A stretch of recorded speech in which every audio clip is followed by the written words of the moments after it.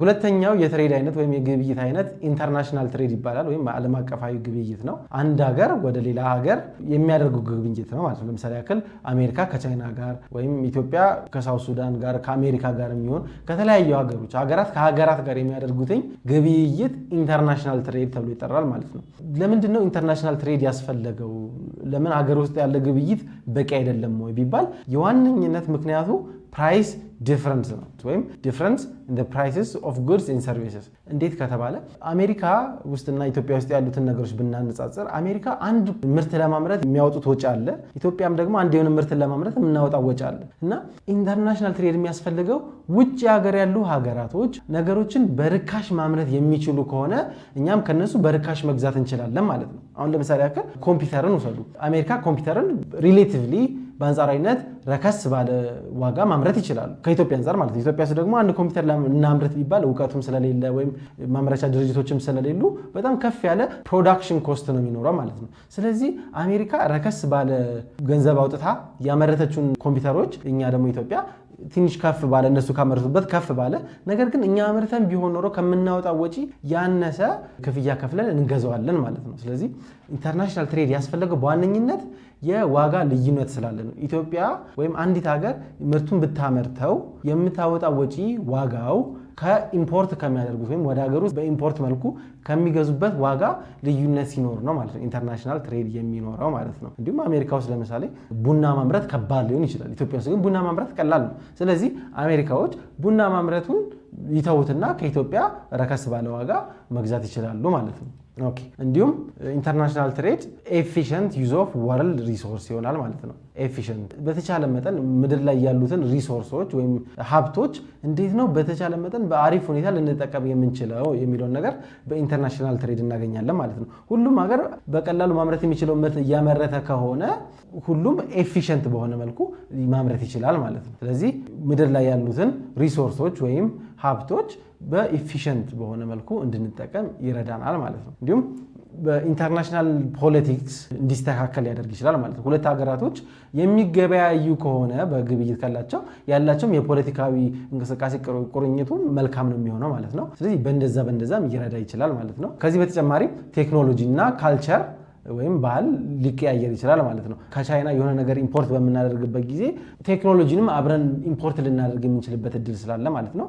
ካልቸርም ባህልንም ልውውጥ ሊኖር ይችላል ማለት ነው። ኢንተርናሽናል ትሬድን በምናወራበት ጊዜ የተለያዩ ቲዮሪዎች አሉ። ለምንድነው ኢንተርናሽናል ትሬድ የሚያስፈልገው? እንዴት ነውስ መሆን ያለበት? በጣም ጥሩ ሲስተምና ፖሊሲዎች ምንድን ናቸው የሚሉት ነገሮች የሚገልጥሉን ማለት ነው። ከነዚህ መካከል መርከንታይሊዝም የሚባል የትሬድ ቪው አለ ወይም አስተያየት አለ ማለት ነው። መርከንታይሊስት የሚባሉ ሰዎች በ1500 እስከ 1800 ዩሮፕ ውስጥ የነበሩ ፈላስፋዎች ናቸው። በዋነኝነት ኢንግላንድ ውስጥ ነበሩ። ነገር ግን ስፔን፣ ፈረንሳይ፣ ፖርቹጋል እና ኔዘርላንድስ ውስጥም ነበሩ ማለት ነው። እና ሀሳባቸው ምንድን ነበር? እነዚህ ፈላስፎች እንዴት ነው አንዲትን ሀገር በጣም በኢኮኖሚም በፖለቲካዊ መንገድ ፓወርፉል ልናደርጋቸው የምንችለው ሀያል ልናደርጋቸው የምንችለው ብለው ነበር የተነሱት ማለት ነው። ስለዚህ እነዚህ ሰዎች ተሰብስበው ወይም በተለያየ ጊዜ በሚጽፏቸው ኤሴዎች ወይም ጽሁፎች እንዴት አንድ ሀገር በኢኮኖሚም ሆነ በፖለቲካዊ ከፍተኛ ደረጃ ላይ ልትደርስ እንደምትችል የራሳቸውን አስተያየት ጽፈዋል ማለት ነው። እና ለ300 ዓመታት እንደምታዩትን ከ1500 እስከ 1800 የነሱ ቪው ኦፍ ትሬድ ነበረ በጣም ተቀባይነት የነበረው ማለት ነው። እና ምንድን ነው የሚለው ደግሞ አሁን እናያለን። መርከንታይሊዝም የሚባለው Mercantilism states a nation's wealth is based on precious metals. Precious metals የሚባሉት ዋጋቸው ውድ የሆኑ ሜታሎች ማለት ነው። ለምሳሌ ያክል ወርቅ ሊሆን ይችላል፣ ብር ሊሆን ይችላል። እነዚህ ነገሮችን ፕሬሸስ ሜታሎች ብለን እንጠራቸዋለን። እና ምንድነው ያሉት እነዚህ መርከንታይሊስቶች? አንዲት ሀገር እነዚህ ፕሬሸስ ሜታሎች ወይም ወርቅ ለምሳሌ ያክል ወርቅና ብርን በደንብ ባከማቹ ቁጥር ሀብታቸውን በዛው ልክ ከፍ እያለ ነው የሚመጣው።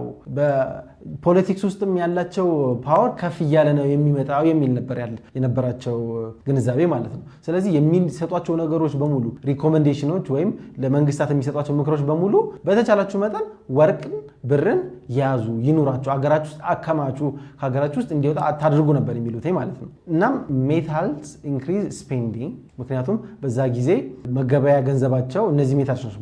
በወርቅ ነበር የሚገበያዩት ወይ በብር ነበር የሚገበያዩት ማለት ነው። እና ስፔንዲንግን ከፍ ላይ ያደርጉ ይችላሉ። ወርቅ በአንድ ሀገር ውስጥ በጣም ብዙ አለ ማለት ብዙ ሰው ወርቅ አለው ማለት ነው።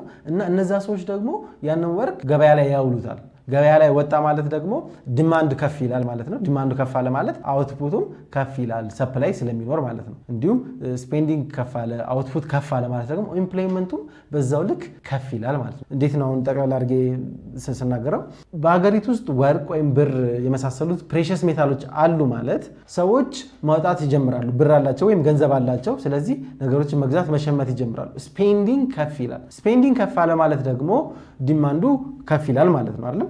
ዲማንዱ ከፍ ሲል ደግሞ እሱን ዲማንድ ወይም ፍላጎቱን ለማቅረብ የሚጥሩ ሰዎች ይኖራሉ። በዛ ምክንያት አውትፑት ወይም ምርታማነትም ከፍ ይላል። ምርታማነት ከፍ አለ ማለት ደግሞ ያንን ምርት ለማምረት ሲባል ኢምፕሎይመንት ያስፈልጋል ወይም የስራ እድል ይፈጠራል ማለት ነው። ስለዚህ ይሄ ፕሬሸስ ሜታል አላቸው ከተባለ ኢምፕሎይመንቱ ከፍ ይላል፣ የስራ እድል ይፈጠራል፣ አገሪቷም የተሻለ ደረጃ ላይ ትደርሳለች የሚል ነበር አስተያየታቸው ማለት ነው። ስለዚህ ምንድን ነበር የሚሉት እነሱ? ፌቨራብል ትሬድ ባላንስ ዋዝ አ ዌይ ቱ አኪሙሌት ጎልድ። ፌቨራብል ትሬድ ባላንስ ማለት አንዲት ሀገር ትሬድ ላይ አላቸው ወይም ኢንተርናሽናል ትሬድ ውስጥ አሉ ማለት ኢምፖርት ያደርጋሉ ወይም ኤክስፖርት ያደርጋሉ ማለት ነው። ወደ ሀገር ውስጥ ሊያስገቡ ይችላሉ፣ ወደ ሀገር ውጭ ሊያስወጡ ይችላሉ ማለት ነው። ስለዚህ ፌቨራብል ትሬድ ባላንስ ማለት ኤክስፖርቱ የምናወጣው ወደ ውጭ ሀገር የምንሸጠው የእቃ ብዛት ከምናስገባው ሲበልጥ ነው። እንደምታዩት ሚዛኑ ያጋደለው ወደ ኤክስፖርት ነው። ስለዚህ ኤክስፖርቱ ከኢምፖርቱ የሚበልጥበት ሁኔታ ፌቨራብል ትሬድ ባላንስ እንላለን ማለት ነው። ይህም ማለት ምን ማለት ነው? ለመገበያየት ወርቅና እነዚህ የመሳሰሉት ፕሬሸስ ሜታሎች ነበር የምንጠቀመው። ስለዚህ ኤክስፖርት አደረግን ማለት ሰዎች እኛን በወርቅና በብር ነው የሚገዙን ማለት ነው ከውጭ ሀገር መጥተው። ስለዚህ ኤክስፖርት ስናደርግ የወርቅ የብር እንዲሁም የተለያዩ ፕሬሸስ ሜታሎች አኪሙሌሽናችን ወይም ግምጃ ቤታችን ውስጥ ያለው የወርቅና የብር ብዛት ከፍ ይላል። ስለዚህ ኤክስፖርት ምን ያደርጋል? የወርቅ መጠናችንን ከፍ ያደርጋል ማለት ነው። ኤክስፖርትን ኢንካሬጅ ያደርጋሉ። ግን በተቃራኒው ደግሞ ኢምፖርት የምናደርግ ከሆነ ከውጭ ሀገር የምንገዛ ከሆነ ወርቅ ከፍለን ነው የምንገዛው። ስለዚህ ወርቁን ወደ ውጭ ሀገር እየበተን ነው ማለት ነው። ስለዚህ መርከንታይሊስቶች ምን ይላሉ? ኤክስፖርት ሁልጊዜ ከኢምፖርት ይሻላል። ወደ ውጭ ነው እንጂ ገበያ ወደ ውስጥ መምጣት የለበትም። በተቻለ መጠን ምርት ሀገራችን ውስጥ አምርተን ወደ ውጭ ሀገር ነው የምንልከው ነበር የሚሉት ማለት ነው። ስለዚህ ምን አደረጉ እነዚህ? ኢምፖርቱ እንዲያንስ ወደ ውጭ ሀገር ብዙም እቃ እንዳያስገቡ ማለት ነው። ከውጭ ሀገር ወደ ውስጥ ኢምፖርት እንዳያደርጉ ምን ያደርጋሉ? ከውጭ ሀገር የሚመጡትን ድርጅቶች ታሪፍ ይጨምሩባቸዋል ወይም ኮታ ያደርጉባቸዋል። ታሪፍ የሚባለው እንደ ታክስ ነው።